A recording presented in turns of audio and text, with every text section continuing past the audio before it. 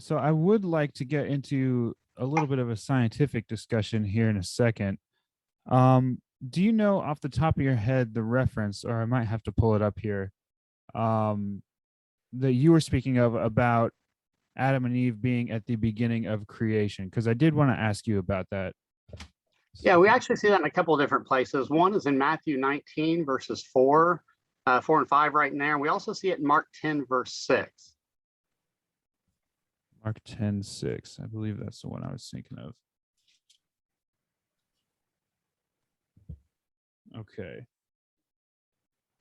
It says, but from the beginning of creation, God made them male and female. Right. And Correct. I think from what I understand, we would say that means that, of course, there wasn't millions of years before man and woman, correct? Right. Well, you would run into that problem of, well, Jesus would kind of not quite be right. If we had millions and billions of years there, I mean, in the secular world, they have about 13.5 billion years, but they still have man and woman showing up just a few thousand years ago. So by that standard, that means Jesus wouldn't quite have had it right. Jesus should have said, at the end of creation, that sort of thing. So, So the counter argument I've heard from Mark 10:6 is that if we take it literally, wouldn't Jesus also be wrong in a sense? Because in a literal 6-day creation, man and woman are created on the 6th day. So that would actually be the end of creation. well, I've heard that argument too. In fact, I wrote a response to it on our website. It's called Jesus Devastates an Old Earth. And there's actually 3 different responses that I've heard from people about this. And in that case, the problem is when it's talking about the beginning of creation, it's looking back at creation, not necessarily creation week. See, as soon as we say, oh, well, that's the end of the creation week, well, all of a sudden we've inserted a word to change the meaning just a little bit. So often throughout scripture, when it would talk about, creation, it's talking about that general time frame back there, not necessarily just that specific week. So as soon as we try to constrain it to just the week and say, well, Jesus would be wrong by that standard too, we've added something to scripture that then changes the meaning. And you got to be very careful of doing stuff like that. Gotcha. So I'm going to go back to the chapter in question here, Genesis 1. And I have sort of a few literary questions here for you. Okay, I'll see what I can do. Okay. The first one is in verse 3 where God said, let there be light, and there was light. But then we don't see the sun being created until, where is it? Which day is the sun? I think it's day 3, correct? Day 4 specifically. Day 4, yeah. Yeah, sun and stars, yeah. So where would the light come from on the first day if there's no sun and stars? Well, here's the thing, it was a different light source. That's the key. I mean, we can do flashlights and things like that, I mean, now we walk around with them all the time. But whatever the source of that original light was, the Bible simply doesn't tell us. What we know is there was light, because that's not a problem for an all-powerful God. I know some people say maybe the light emanated from God. It seems like some sort of created light, because God said, let there be light, and there was light. Now, what happened was on day 4, when God created the sun then took over the duties to provide the light to the earth. And, it's interesting. I've read some different commentators and different people on this. And one of the things that I've seen as a recurring theme is a lot of these guys suggested maybe God didn't even make the sun, moon, and stars until day 4, almost as instance, because God's all knowing. He knows what's going to happen. So many people ultimately ended up worshiping the sun. And so many pagan cultures, the sun was, the sun god was one of their main gods. And so, it's kind of interesting, really. God didn't even have to make that till day 4. So I always thought that was kind of interesting. It's a little bit of a statement against some of that. That's possible. But either way, God made light. He just didn't tell us what it was. And we know the sun was on day 4. So interesting. That is kind of like, hey, I'm God, not the sun, right? Right. Awesome. So my next sort of textual question here is about that day in Genesis 1. So a lot of this sort of hangs on the original word yom, I believe, being a 24-hour day, correct? Yeah, I mean, the word yom actually has multitude of meanings. The key is the context. That's what you always have to look at. Okay. So what contextual clues do we have that the Genesis account, they're 24-hour days? Well, the word yom in Hebrew is actually very similar to our English word day. It's got the same basic definitions, which is kind of unique, considering we're two different languages. But, it can mean a 24-hour day. It can mean the daylight portion of the day. It could also mean a period of time. But the key is context. We've sometimes done this in some of our talks. Remember Ken Ham first did this, and I remember hearing it. He would say, back in my father's day, it took 10 days to drive across the Australian outback during the day. I used day three times in one sentence, but you knew exactly what each of those meant. Back in my father's day meant a period of time. 10 days were 10 normal 24-hour days. During the day was the daylight portion of the day. In fact, we see that daylight portion of the day also right there in Genesis. When God separated the light and the darkness, the day he called day. So that was the daylight portion of it. But here's the thing: when you look at the context, evening, morning, number, day, those are indicative of 24-hour length days. But also, when you look at lexicons like Kohler Baumgartner or Brown Driver and Briggs, they point out, a day is defined by evening, morning, or they also say, I think Kohler Baumgartner actually uses Genesis 1:5 as the example of a day of 24 hours. So we do see those types of examples from a proper exegetical perspective. The thing is, there's plenty of other words. If God really meant a long period of time, there's plenty of other words he could have used. I know, there's olam, kedem. There's plenty of other words that could have been used. So the sheer fact that he used the word yom with all of those contextual indicators is pretty solid for 6 days. But then, like I said, how did the rest of the Bible authors take it? Moses, and the Israelites, they took it as 6 normal length days because it was the basis for our work week. They worked for 6 normal length days, rest for a normal length day, and so forth. So I think there's good reasons for it biblically on that. Gotcha. So a question that's sort of plagued me about the 24-hour days is that we measured 24-hour days by the relationship between the earth and the sun.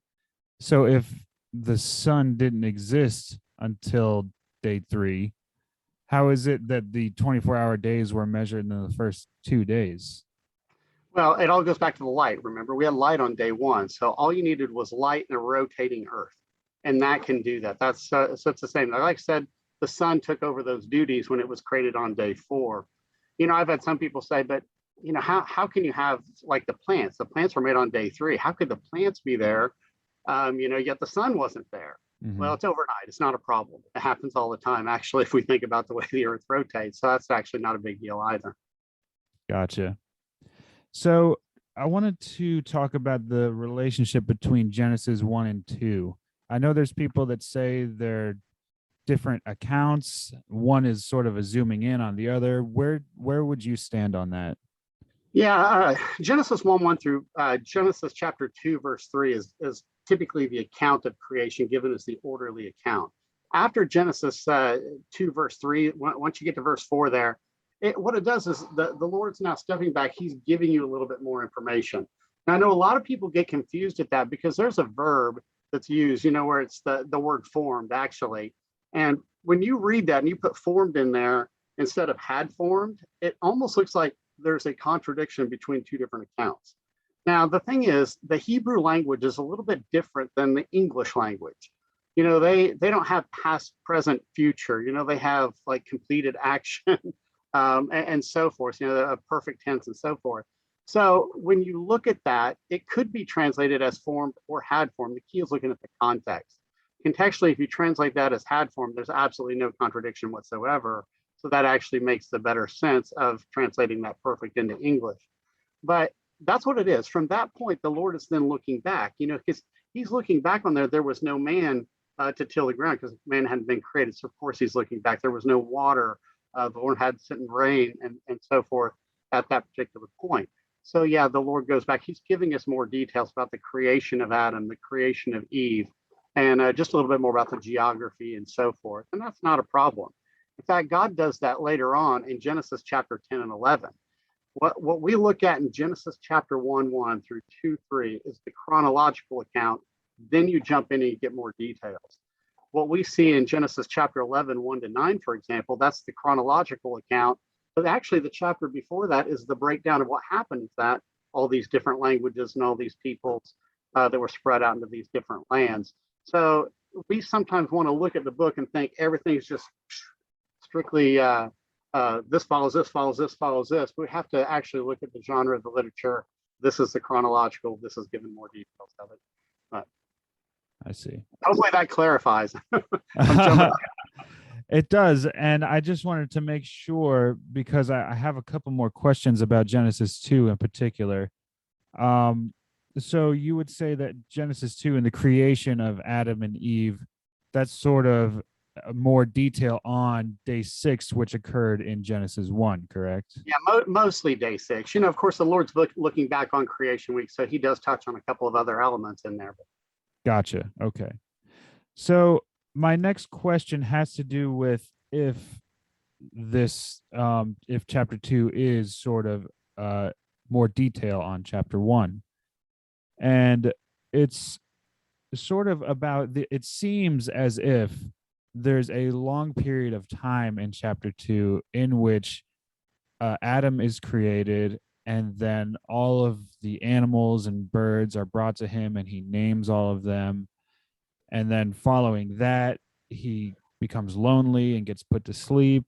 And then following that, God creates Eve. And then he then says in verse 23, this at last is bone of my bones and flesh of my flesh. So I've heard this used to say that, well, we can't take day 6 as a 24-hour day because all of these events had to occur. And then we finally get him saying at long last. So what would you say in response to that? Well, there's a lot to unpack in that. First off, when the Lord brought animals to Adam, he didn't bring every single animal. A lot of times people, they read that just immediately and they say, oh, yeah, see, God brought all the animals to him. No, he didn't. It's actually a smaller list if you look more carefully. When God created the animals, he created, for example, the beasts of the earth. Well, the animals that he brought to Adam were only the beasts of the field, which is a small subgroup of that. So you have to be careful of trying to say, oh, you had to bring all of them. And then on top of that, he brought the different kinds. Now, let me explain that for just a moment, because a kind, that's just the Hebrew word mean. It doesn't mean species. We throw the word species out there left, right, and center. But a mean is closer probably to a family level. We have an order, family, genus, and species. Now, there are exceptions to this, depending on what you're looking at, but most are at a family level. Now, if you just consider that even further reduces the number of animals that the Lord brought to Adam. There have been researchers that have looked into that based on what God actually said there very precisely, and they estimated it would probably take about 2 hours for Adam to be able to name that, not having to have any super intelligence or anything like that. So a couple hours doing this, I mean, you and I would probably both be bored. Okay, we've named enough. Come on. So that's one aspect of that for the number of animals and the amount of time involved in that. Something else, though, too, is we have to be very careful, because when it says that Adam was alone, it didn't necessarily mean he was lonely. Okay, he has the presence of God with him. That's not the problem. But what it is God is showing Adam something unique here. Here's all these different animals, and there's none like him. So God puts him to sleep. He takes, rib and flesh, bone of my bones, flesh of my flesh, and makes a woman out of him. And he's excited. This is okay. Unlike these other animals, here's someone that's like me. She's probably beautiful to him as well. I shouldn't say that. This is our grandma.